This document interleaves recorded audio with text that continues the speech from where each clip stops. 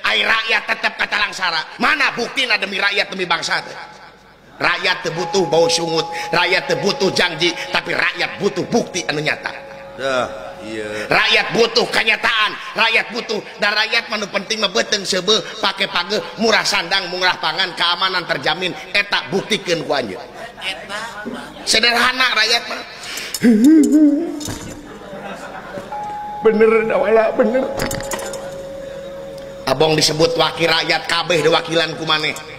Mobilna segala rupa beungharna diwakilan ku maneh. Ai rakyat ngege curug we hayo. Mana ieu teh nu nabeuh-nabeuh nu ngampar-ngampar, nu seubeuh-seubeuh nu lapar-lapar.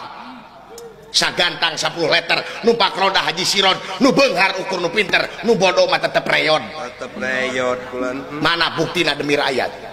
Cing inget, ieu nagara lain menang pamere ti kaum penjajah, ieu nagara lain menang hadiah ti kaum penjajah, tapi ieu nagara menang hese, capek, susah, payah, pahit, ketir, lara, balangsak, ditebus ku jiwa jeung raga.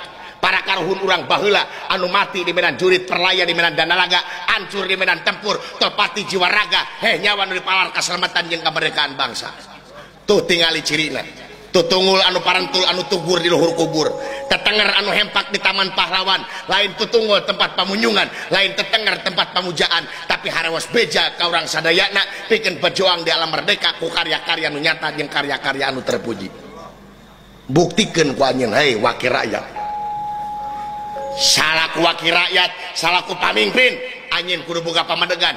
Ulah sakali-kali anjeun hayang diistimewakeun ku rakyat, tapi anjeun kumaha ngaistimewakeun rakyat.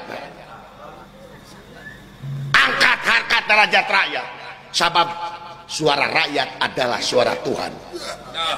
Rakyat di atas segalana, rakyat di atas segalana. Ulah sekali-kali anjeun ngarahatan hate rakyat, cilaka dunia jeung akhirat lamun sekali-kali anjeun ngawaki rakyat aing ngagugat karena konsekuensi anjeun dina mangsa anjeun jadi wakil rakyat.